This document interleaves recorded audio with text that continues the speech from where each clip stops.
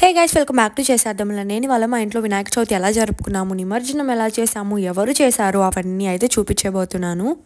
ముందైతే మా వాకిలికి ఇలా తోరణాలు కట్టుకొని గడపకి పసుపు రాసి గడపను శుభ్రం చేసి అలానే బొట్లు పెట్టుకుంటున్నాము. ఇప్పుడు మేమైతే ప్రతి పండక్కి ఇలానే గడపను శుభ్రం చేసి బొట్లు అయితే పెట్టుకుంటాము. మీరు కూడా ఇలానే పెట్టుకుంటారా? అవన్నీ ముందు రోజు రాత్రే చేసేసుకొని తర్వాత రోజు పొద్దున్న అయితే ఇలా పాల తాలికలు చేసుకుంటున్నాము. మేము స్వామివారికి నైవేద్యం పెడదామని మేమైతే చాలా రకాల ప్రసాదాలు చేసుకున్నాము. పులిహోర కోసం అయితే పల్లీలు వేయిస్తున్నాము, ఇంకా తిరుగుమాత వేసేసి రైస్లో ఇది కలిపేసాము. అలా అయితే పులిహోర చేసేసుకున్నాము. పాల తాలికల్లో పాకం యాడ్ చేస్తున్నాం, బెల్లం పాకం. మేమైతే కలర్ బాగుంటుంది కదా అని చెప్పి రంగు వేయని బెల్లం పాకం అయితే యూస్ చేస్తున్నాము. ఇంకా అలానే మా నాన్న అయితే మా తలుపుకి వినాయకుడు ఉంటే అక్కడైతే కూడా గంధమను కుంకుమ పెట్టేస్తున్నారు.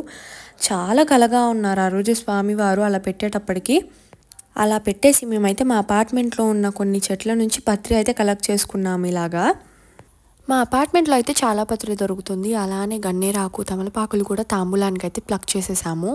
ఇంకా అలానే మా అపార్ట్మెంట్లో బిల్వ పత్రము, దానిమ్మ కొమ్మను, తులసి దళాలు అయితే ప్లక్ చేసేసాము. అవన్నీ అయితే స్వామివారికి సమర్పించుకున్నాము.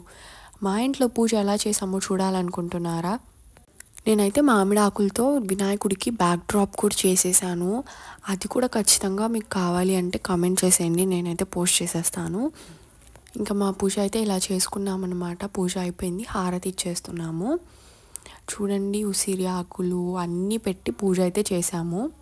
మేమైతే మా పాల వెల్లికి ఇలాగైతే ఫ్రూట్స్ హ్యాంగ్ చేసాము, అలానే కార్న్ కూడా హ్యాంగ్ చేసాము. మీరైతే ఇలానే హ్యాంగ్ చేస్తారా? మా అమ్మ అయితే పాల వెల్లికి బంతిపూలతో డెకరేషన్ కూడా చేసింది. ఇదైతే మారేడు కాయ అంట. చూడండి, స్వామివారికి ఉండరాలు పోసి దండలేసాము. అలానే కలువ పూలు, చామంతి పూలు, గులాబీ పూలు, చాలా రకాల పువ్వులు అయితే పెట్టి మేము పూజ చేసాము.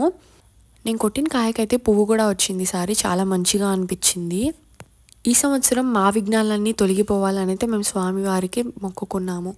మరి మీరు ఎలా చేసుకున్నారు మీ పూజ?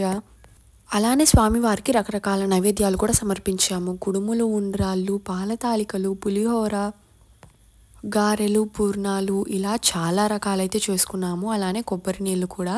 ఆ కొబ్బరికాయ చూడండి, పువ్వు వచ్చిందని చెప్పా కదా, ఇదే అనమాట. ఇంకా మేమైతే ఫస్ట్ రోజు వినాయకుడిని కదిలించుకొని సెకండ్ రోజు నిమజ్జనం అయితే చేసేసుకున్నాము. మా అపార్ట్మెంట్లో బొమ్మతో పాటు నేనైతే నిమజ్జనం చేస్తూ ఉన్నాను. అలాగా మీ ఇంట్లో నిమజ్జనం ఎవరు చేస్తారు? మీరే చేస్తారా? మీకు ఈ వీడియో నచ్చితే please like, share and subscribe టు చేసేద్దాం ఇలా. Thank you, bye.